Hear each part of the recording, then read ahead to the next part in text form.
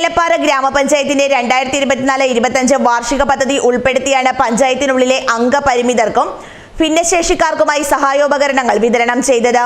ഇതിന്റെ ഭാഗമായി ഏലപ്പാറ ഗ്രാമപഞ്ചായത്തിന്റെ നേതൃത്വത്തിൽ ഈ മെഡിക്കൽ ക്യാമ്പ് സംഘടിപ്പിച്ചിരുന്നു.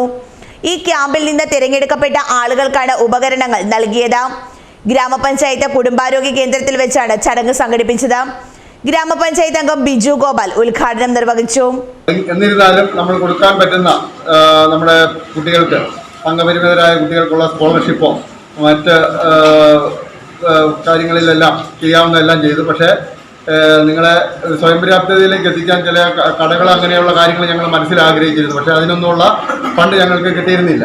അതുപോലെ ഇരിക്കുമ്പോഴാണ് ഇങ്ങനെ ഏതാണ്ട് 10 ലക്ഷം രൂപയോളം മുടക്കി ഈ 23-24 വർഷത്തെ പ്രോജക്റ്റിൽ ഉൾപ്പെടുത്തി വികലാംഗ സർട്ടിഫിക്കറ്റ് ഇല്ലാത്തവരും ഈ കൂടെ ഉണ്ടായിരുന്നു. അവരെയും നമ്മളതിനകത്ത് പ്രത്യേകം ഡോക്ടർമാരെ വിളിച്ചു വരുത്തി ഒരു ക്യാമ്പ് ഏതാണ്ട് 6 മാസം മുമ്പ് നടത്തി നമ്മുടെ ഏലപ്പാറ ശ്രീകൃഷ്ണസ്വാമി ക്ഷേത്രത്തിൻ്റെ അങ്കണത്തിൽ വെച്ച് നടത്തുകയും അവർക്ക് എല്ലാം കെൽട്രോണിൻ്റെ, അതായത് ഗവൺമെൻറ് സ്ഥാപനമായ കെൽട്രോണിൻ്റെ സഹായത്തോടു കൂടി തന്നെയാണ്, അല്ലെങ്കിൽ നമ്മുടെ ഫണ്ട് അവർക്കാണ് കൊടുത്തത്. അല്ലാണ്ട് അതിൻ്റെ കുറച്ച് കൃത്യമായ ഗുണം നിങ്ങൾക്ക് ലഭിക്കണമെന്നുള്ള ആഗ്രഹത്തോടു കൂടി തന്നെ അതിന് വേണ്ട ഡോക്ടർമാരെ എല്ലാം വിളിച്ചു വരുത്തി പരിശോധനകൾക്ക് വിധേയമാക്കി തന്നെയാണ് ഇങ്ങനെയുള്ളൊരു ക്യാമ്പ് ഇന്ന്, അല്ലെങ്കിൽ ഒരു ക്യാമ്പ് നടത്തി അതിൻ്റെ ഗുണഫലങ്ങൾ ഏതാണ്ട് 6 മാസം കഴിഞ്ഞ് പലരും ഇതിനെ തടസ്സപ്പെട്ടു.